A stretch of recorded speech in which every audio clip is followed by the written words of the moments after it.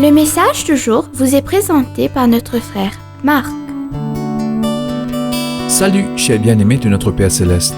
Je suis heureux d'être en votre compagnie ce vendredi matin. Alors que nous clôturons cette semaine, je veux déposer sur votre cœur des extraits des psaumes 142 et 143. Je vous en prie, bien-aimés, prenez le temps de lire ces psaumes puissants pour vivifier votre foi. Vous pouvez le faire pendant le week-end. Il est intéressant de considérer ce que David traversait lorsqu'il a dit « Quand mon esprit était submergé ou complètement épuisé, dépourvu de force, vaincu, en moi, alors que tu connaissais mon sentier. » Le chapitre 142, verset 3.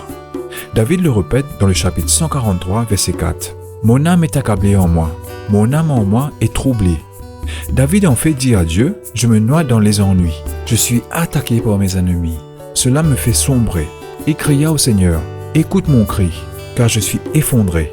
Fais sortir mon âme de cette prison. » Le chapitre 142, versets 6 à 7. Bien-aimés, ces mots sont écrits pour notre bien, pour notre instruction. Voici un encouragement pour tout le peuple de Dieu qui est accablé par des troubles et les afflictions.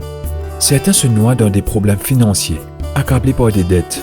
Des multitudes de croyants précieux peuvent difficilement joindre les deux bouts. De nombreuses veuves, couples et des personnes âgées s'en sortent à peine. Et en fait, beaucoup souffrent directement ou indirectement de toutes les implications du Covid-19. Parfois, les gens peuvent accuser les prédicateurs d'être sombres et trop négatifs. Les gens disent que personne ne veut entendre des mauvaises nouvelles, qu'ils éteignent le prédicateur qui parle de douleur, de souffrance et des problèmes. Mais la vérité est que la plupart d'entre nous vivons dans un monde où la vie peut parfois être absolument écrasante. Comme David, nous faisons face à un flot de problèmes. Nous sommes affligés, même de notre justice. Nous subissons la maladie, la mort d'être chers, des moments de confusion, sans savoir quoi faire ensuite. Nous faisons face aux attaques infernales de Satan contre notre foi. C'est dans nos moments accablants que nous apprenons à chercher Dieu et à crier de douleur. David a dit « J'ai déversé ma plainte devant lui, je lui ai montré ma détresse. » Chapitre 142, verset 2. « Dans ta fidélité, réponds-moi. » Chapitre 143, verset 1. Bien-aimés, êtes-vous maintenant dépassé par les circonstances de votre vie? Fais ce que fit David. J'étends mes mains vers toi. Mon âme a soif de toi, comme une terre assoiffée. Chapitre 143, verset 6. Ne me cache pas ta face. Fais-moi entendre ta bonté le matin, car j'ai confiance en toi.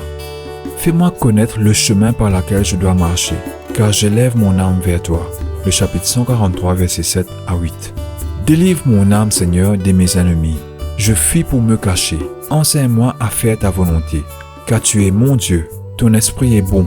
Conduis-moi dans le lieu de la droiture, à cause de ton nom, à cause de ta justice. Tire mon âme de la détresse.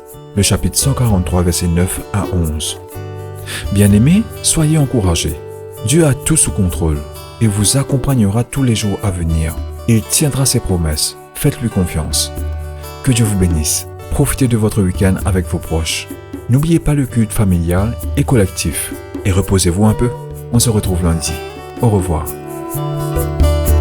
Si toi aussi tu crois que la parole de Dieu est une bénédiction, partage-la et sois une source de bénédiction pour les autres, toi aussi.